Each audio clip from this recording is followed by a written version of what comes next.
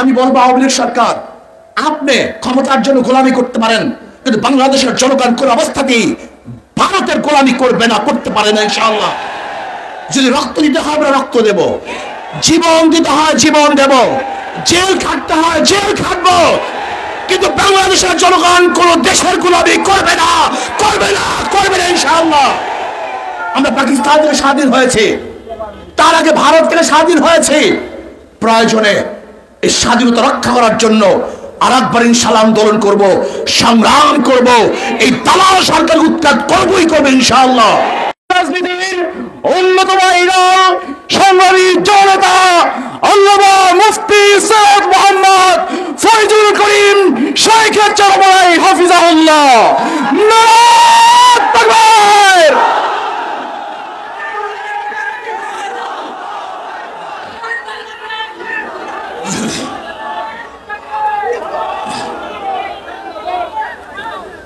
আসসালামু আলাইকুম ওয়া রাহমাতুল্লাহি ওয়া বারাকাতুহু।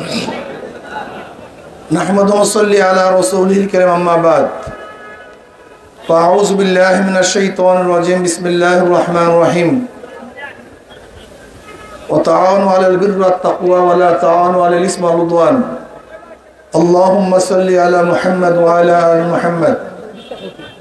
ইসলামী আন্দোলন বাংলাদেশ ঢাকা মহানগর কর্তৃক আয়োজিত আজকে এই সম্মেলনের সম্মানিত সভাপতি, নেতৃবৃন্দ, সর্বস্তরের দেশপ্রেমিক ভাইয়েরা আমার, এখানে কেন আমরা উপস্থিত হয়েছি আপনারা ইতিমধ্যে জেনেছেন। ফরিদপুরে দুই সহোদর ভাইকে বেঁধে রেখে সারা রাত নির্যাতন করে অবৈধভাবে হত্যা করা হয়েছে। কেন হত্যা করা হয়েছে? তারা নাকি মন্দিরে আগুন দিয়েছে, অথচ প্রমাণিত তারা মন্দিরে আগুন দেয় নাই, তারা কাজ করতে ছিল। কিন্তু সরকার এক সপ্তাহ হয়ে যাওয়ার পরেও হত্যাকারীদেরকে গ্রেফতার করে নাই। এমনকি মিডিয়ায় আমরা যা দেখতেছি, মনে হয় যেন এদেশের মিডিয়ার নাই, ভারত পরিচালিত মিডিয়া আমাদের বাংলাদেশে আছে।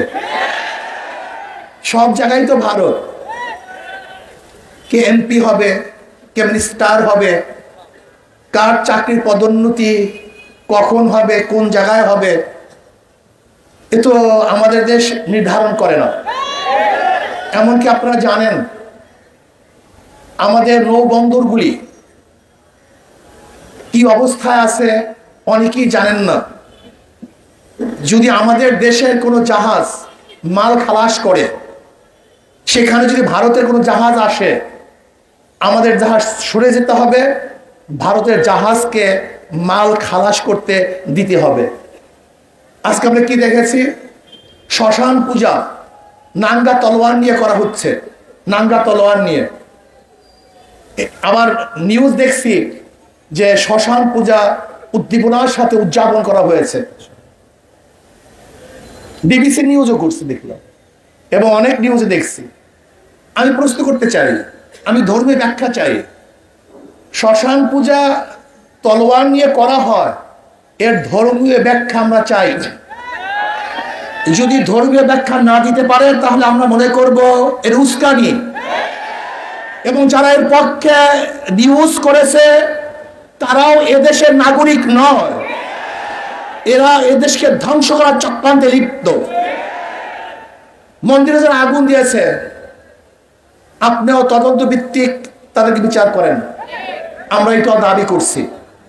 আর যারা অবৈধভাবে দুইজন শ্রমিককে হত্যা করেছে, বাংলার জমিনে তাদের বিচার করতে হবে। আজকে আওয়ামী লীগ সরকার ক্ষমতার বিনিময় বাংলাদেশের মুসলমানদেরকে মুদির কাছে গোলাম হিসেবে বিক্রি করে দিয়েছে। এদেশের মুসলমান স্বাধীন নয়, সমস্ত মুসলমান বিক্রি হয়ে গেছে। তাদের গলার মধ্যে গোলামের জিনজির লাগিয়ে দেওয়া হয়েছে। আজকে Dhaka university Nawab Salimullah donkey university মুসলমানদের জন্য ইউনিভার্সিটি করা হয়েছিল। সেখানে মুসলমানরা নামাজ পড়তে পারবে না, ইফতার করতে পারবে না, সেখানে পূজা চলবে, মঙ্গল শুভ যাত্রা চলবে, এটা বাংলাদেশের মানুষ মানতে পারে না, মানবে না ইনশাআল্লাহ। আজকে কি দেখেছি, হিন্দু পণ্ডিতরা বক্তব্য দিচ্ছে যে 20-30টা তলোয়ার নিয়ে 100 তলোয়ার নিয়ে যদি দাঁড়িয়ে যাওয়া হয়। শোনেন বক্তব্য, কেন, এর কারণটা কোথায়? বাংলাদেশ কখনো কোনো অবস্থাতেই সাম্প্রদায়িক সৌহার্দ্যতা বিনষ্ট হয় নাই, আমরা হতে দিতে পারি না। আজকে ভারতে নির্বাচন চলছে, সব মোদির কারসাজি, আমি মনে করি এটা সব ইসকনের কারসাজি। এদেশে সাম্প্রদায়িক দাঙ্গার ভিত্তিতে ওই দেশে তারা ভোট ক্যারি করার এইটার ষড়যন্ত্র আওতায় নিয়ে আসছে। সব জায়গায় র, আপনি যান মিডিয়ায় সেখানে র বসা, আপনি যান প্রাইম মিনিস্টারের কার্যালয় সেখানে র বসা, আপনি যান সব জায়গায় সেখানে সব র। তাহলে কেন এই দেশটাকে স্বাধীন করেছিলাম? আমরা স্বাধীনভাবে থাকতে চাই, গোলাম হিসেবে থাকতে চাই না, গোলাম হিসেবে বাঁচতে চাই না। বাঁচবো তো বাঘের মতো একদিন বাঁচবো, শিয়ালের মতো 1000 বছর বাঁচতে চাই না। যদি সরকার আগামী বুধবারের মধ্যে সরকার যদি দোষীদেরকে গ্রেফতার করতে ব্যর্থ হয়, তাহলে বাংলাদেশের জনগণ ঐক্যবদ্ধভাবে এমন আন্দোলন করবে, এমন কর্মসূচি দিবে, যে কর্মসূচি ফিরাবার ক্ষমতা সরকার রাখে না, মোদির দালাল রাখে না।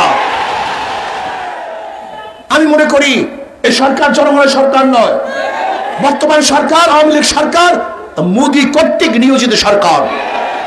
কাজে মোদি কর্তৃক নিয়োজিত সরকার বাংলাদেশের জনগণ দেখতে চায় না, দেখবে না ইনশাআল্লাহ।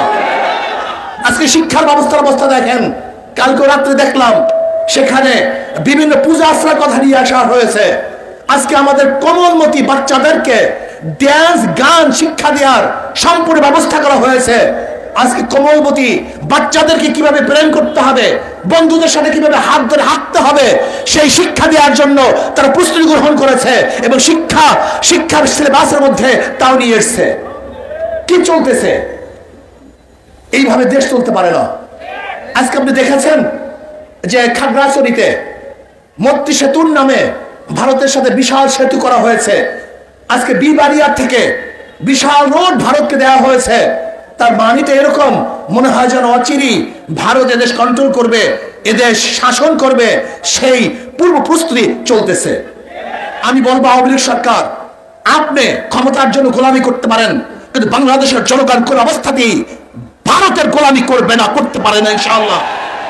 যদি রক্ত দিতে হয় আমরা রক্ত দেব, জীবন দিতে হয় জীবন দেব, জেল খাটতে হয় জেল খাটবো, কিন্তু বাংলাদেশের জনগণ কোন দেশের গোলামি করবে না, করবে না, করবে না ইনশাআল্লাহ। আমরা পাকিস্তান থেকে স্বাধীন হয়েছে, তার আগে ভারত থেকে স্বাধীন হয়েছে। প্রয়োজনে এই স্বাধীনতা রক্ষা করার জন্য আরেকবার ইনশাআল্লাহ আন্দোলন করব, সংগ্রাম করব, এই দালাল সরকার উৎখাত করবই করবে ইনশাআল্লাহ। কাজে যদি আগামী বুধবারের মধ্যে দোষীদেরকে গ্রেফতার করতে সরকার ব্যর্থ হয়, আগামী শুক্রবার বাংলাদেশের প্রত্যেকটা জেলায় এবং প্রত্যেকটা মহানগরী ইসলামী আন্দোলন বাংলাদেশ জনগণকে সাথে নিয়ে বিক্ষোভ মিছিল প্রদর্শন করবে ইনশাআল্লাহ।